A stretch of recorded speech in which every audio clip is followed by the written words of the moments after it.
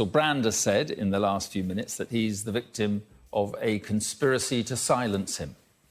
Of course, we're talking about events of the last week, but in particular, the collusion between big tech and government and an apparent concerted effort by legacy media and now the state and big tech to silence independent media voices. I got nightmares in my head, I fear thoughts build up until I can't hear.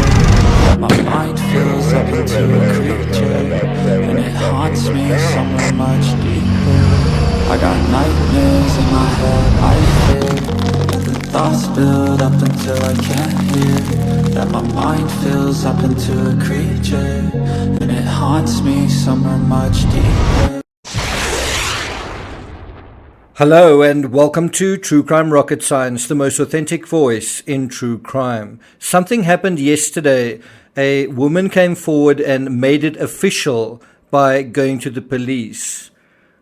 On Sunday the 17th of September, this is according to the Mail Online, the Met received a report of SA, which was alleged to have taken place in Soho in central London in 2003.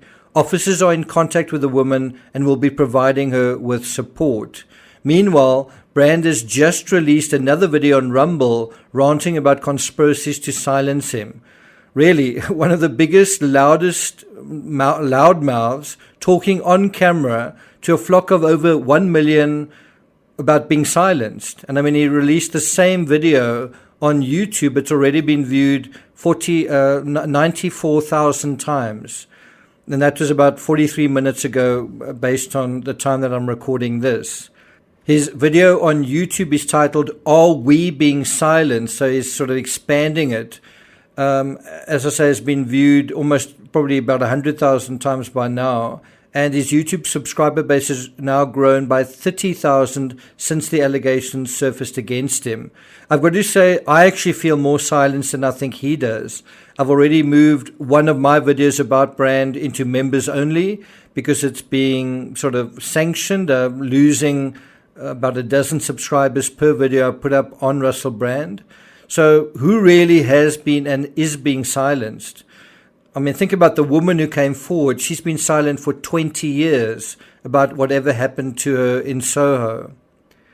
What's interesting about this case, and by the way, I wouldn't be covering it if it didn't have a possible criminal aspect to it.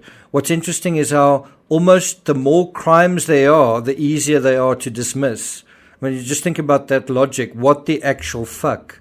In the Lucy Letby case, you've got a serial killer with multiple deaths, multiple victims, and yet there are a bunch of people in that case convinced she's innocent as well. I wonder what will be the next line of fire from Brand, that the police are part of the conspiracy now. I'm not going to take it further than that. If you're wondering why the video is so short, I was actually thinking of not covering this anymore.